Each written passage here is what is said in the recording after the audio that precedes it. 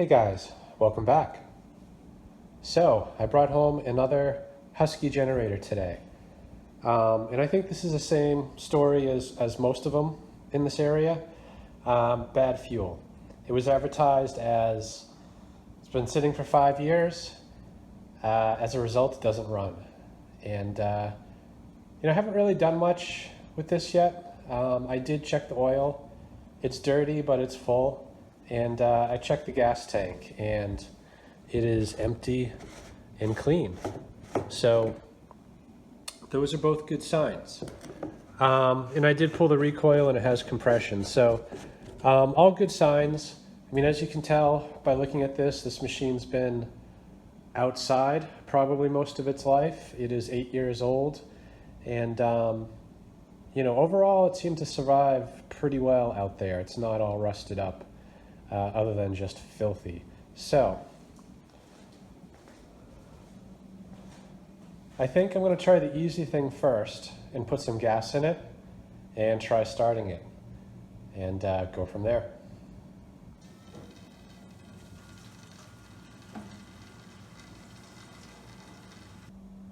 All right, as you can see, I didn't make it very far. Tank is leaking. Actually, it's the grommet down there is damaged. So I'm going to get the fuel out of that tank. Just one side note too, there is no fuel actually getting to the fuel filter, so I think that obviously needs to be replaced. So let me get the fuel out of there, and then I'll just try feeding it fuel directly in the line and see if it starts that way. All right, so I siphoned out what I could, but there's still a bunch in there. I have it tilted to the left right now to kind of minimize the leakage. Anyway, I'm just going to get the tank off of there and stand it up on its side to stop the leak.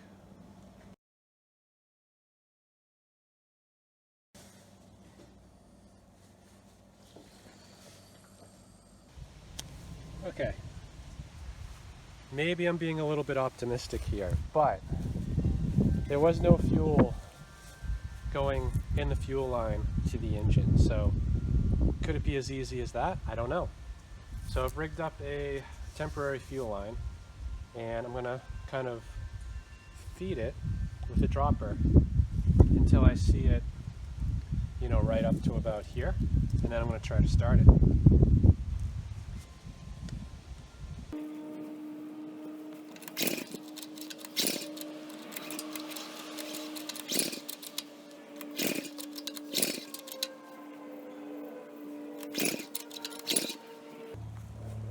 Okay, yeah, I think I was a little bit too optimistic here. It didn't seem to take much fuel, so I'm guessing the carb needs to come off. So let me get this back in the garage, and we'll get that carb off and see what we're dealing with. Okay, so I'm back here.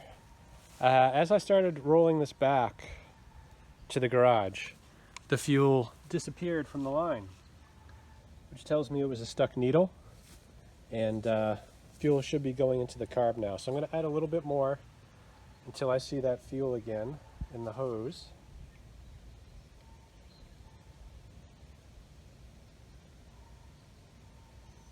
And I'm going to try starting it. Really what I want to assess here is A, does it make power? And B, what does the engine sound like?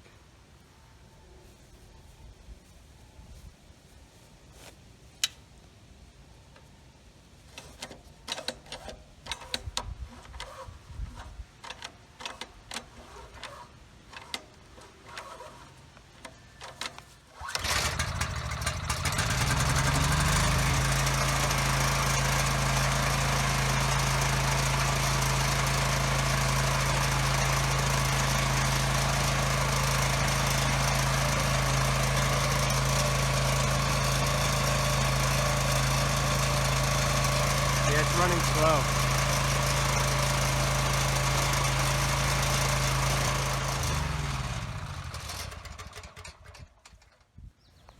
Okay, good. It was blowing a lot of smoke. Hopefully that'll clear. And it was making power. It was only at about 53 hertz, which is too slow. So I am gonna grab a wrench and turn this in a bit, see if I can get the speed up where it's supposed to be, and then just listen to it and see how it does. All right, so in order to adjust this speed, it's controlled right here by this mechanism. By turning the screw in, you increase the tension on the spring, which increases the engine speed. And you do really want something to measure the speed with. You know, in my case, I'm using a kilowatt meter, which shows the hertz. And that is directly tied to the engine speed. So with no load, I'd want to set it at around 61 hertz. And under half load, I would like it to stay pretty close to 60. So I'm going to loosen this bolt and then start it up and start adjusting this. There we go.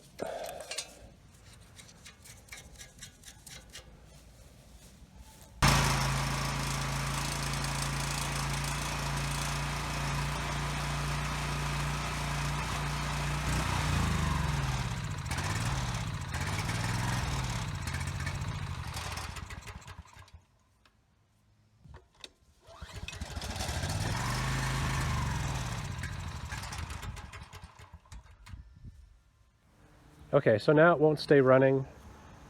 Even on choke, it only runs for about a second. So I'm guessing well, it's not a guess, the carb needs to come off and be serviced. You know, the good news is it is making power. I did have to turn this screw all the way in to get it close to 60 hertz, which is not normal. So most likely this spring is a little bit too stretched out and needs to be replaced. You know, but for now, let's get that carb off, clean it up, and go from there.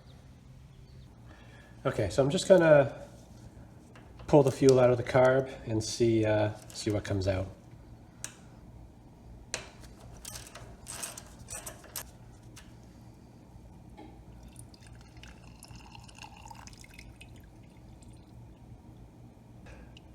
Okay, so it actually looks pretty good. There is still fuel in the fuel line, I can see it, and that's how fast it's coming through. So there is definitely an obstruction to the fuel flow, which is why this thing will not stay running more than a few seconds.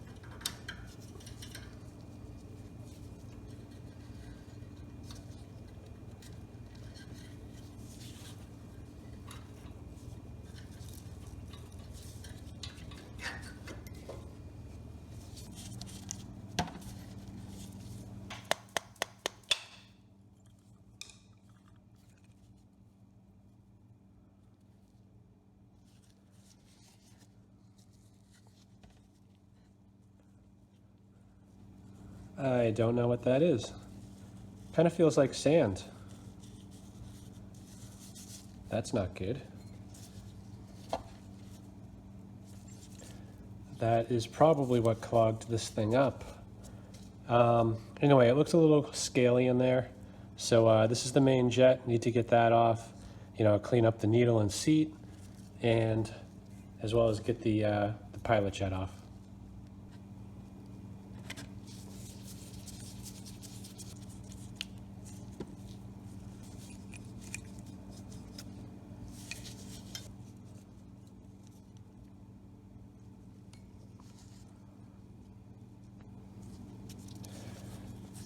Okay, and under here is the pilot jet.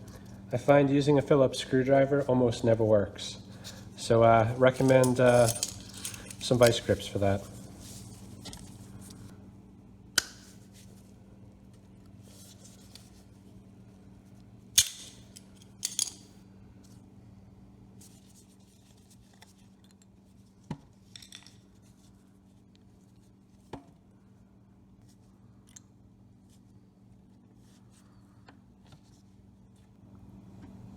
All right, so it's kind of hard to show you here, but this is the main jet, and it is not clogged. So I'm guessing some of this sand or whatever this is was probably just either clogging this up or, obstructing the needle and seat. So I'm just going to clean this stuff real good in the ultrasonic and put it back together and see if it runs any better.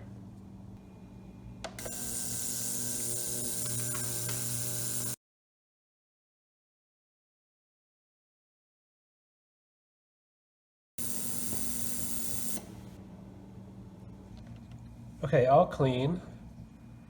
Doesn't exactly look like new, but hey, if it runs, I'm not going to complain.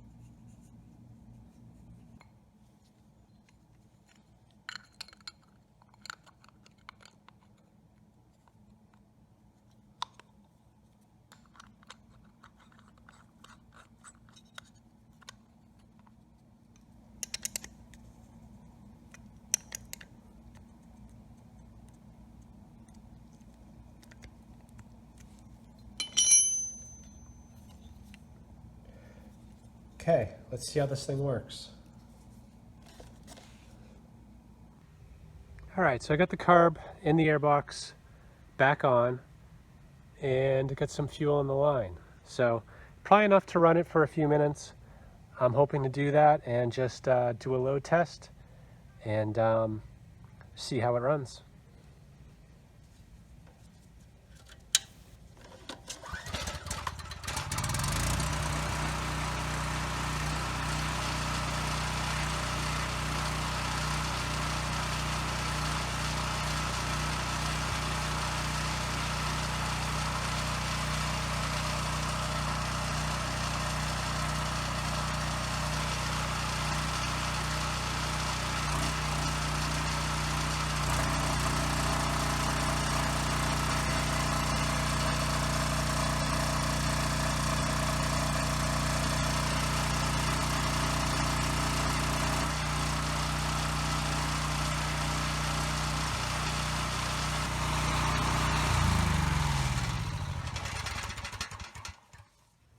Okay, good. It runs really well. It does have a slight surge at no load, which is pretty typical with these, so I'm not going to worry too much about that. At this point, I think we just need to get a few parts to make it 100%. We need an air filter, a spring, obviously the grommet for the fuel tank, and I feel like I'm forgetting something. I think that's it. Oh, yeah, I guess optional new heat shield. This one looks pretty nasty. So let me get those things ordered and I will turn you back on when they come.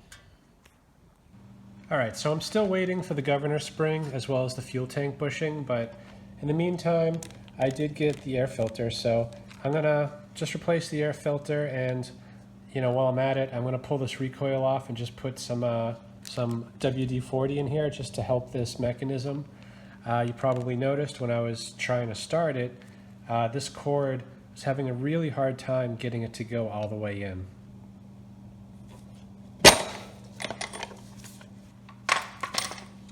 And I don't know how well this shows up, but this filter looked perfect when I got this. And when I went to pull it out, I kind of pinched it and pulled, and a chunk came off. And you can kind of see here what I'm talking about. See how this material is just flaking right off? You know, that's obviously a problem, and it's going to get sucked into the engine eventually. Down here, it's actually perfectly good. So over time, this is what happens to these filters. So if yours starts doing this, make sure you replace it before you do damage to your engine.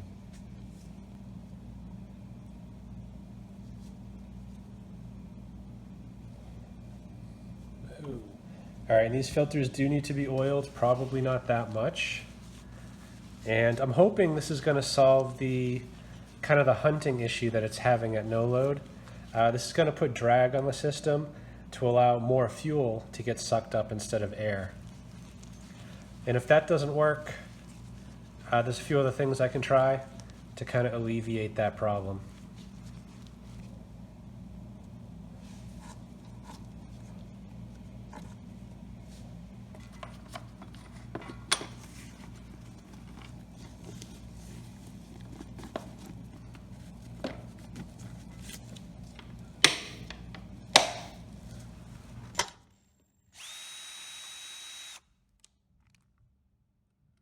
Okay, so you can kind of see here there's a spring right there, and it's coiled up inside, and there's a hole here. So what I'm trying to do is spray some WD-40 into that hole and just get it nice and lubricated inside, and hopefully that'll be enough so that this can pull the rope all the way back in without fighting too much.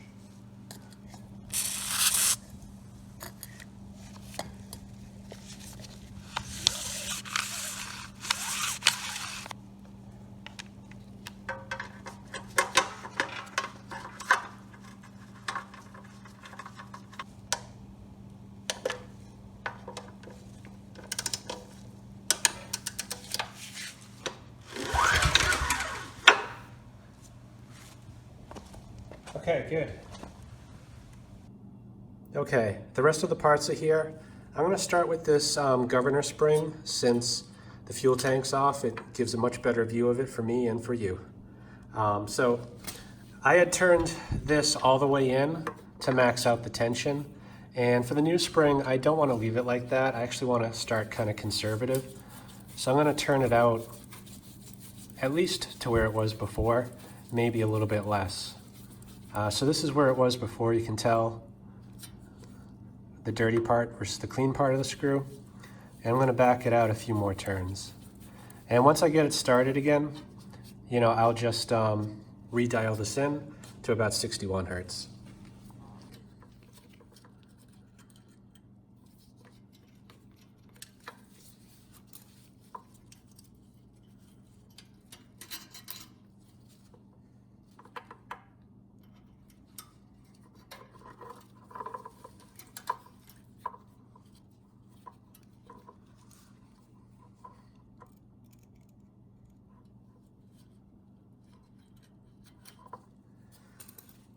Yep, it's as easy as that.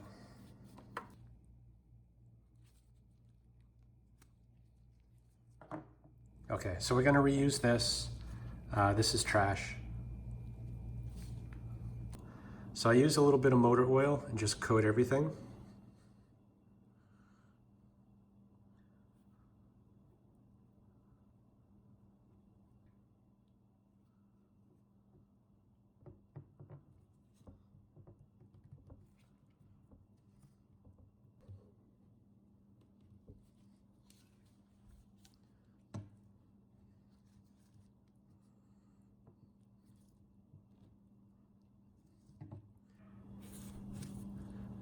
And that's it.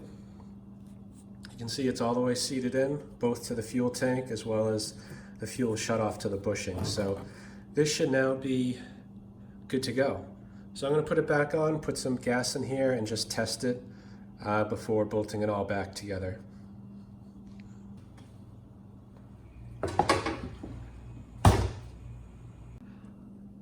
Okay, so I put a couple gallons of gas in there, and it's been a few minutes. I've just been watching this, and the leak is gone.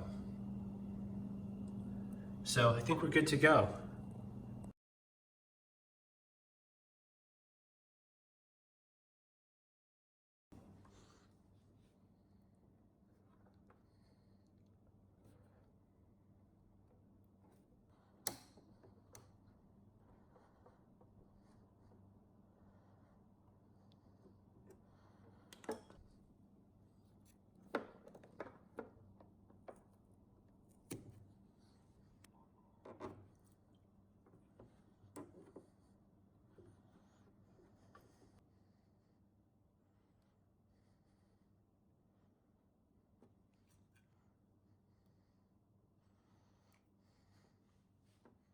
Fuel filter isn't really filling up with fuel. I did test this and fuel did come out, but it's not getting down to the carburetor. I did pull the bolt off the bowl, which is right there.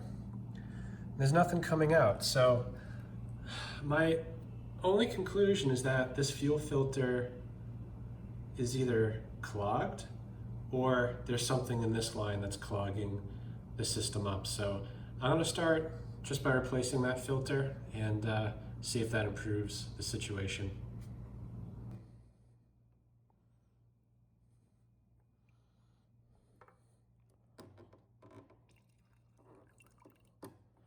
Yep, there was something wrong with that fuel filter, so that's all it was.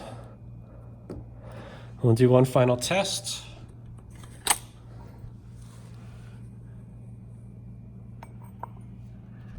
Turn the fuel back on, and we should start seeing it down here. And we do. Good. Okay, and then lastly, out of vanity, I'm replacing the heat shield.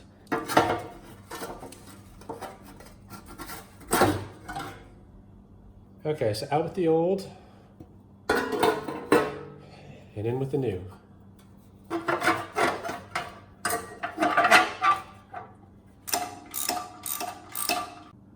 Okay, now that it's all done, let's bring it outside and see how it runs.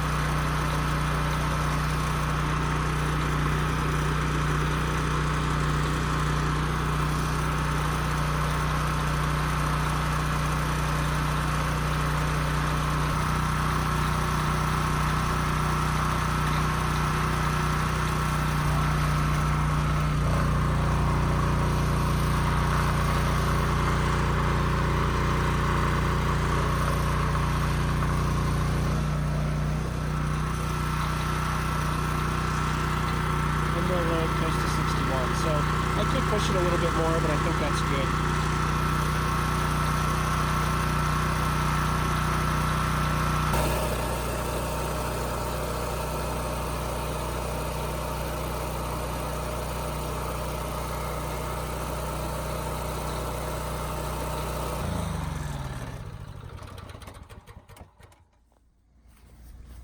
Okay, good.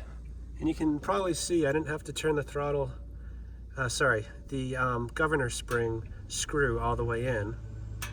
It's in a pretty similar location as it was before I touched it. So the new spring definitely makes a difference. Engine's running well.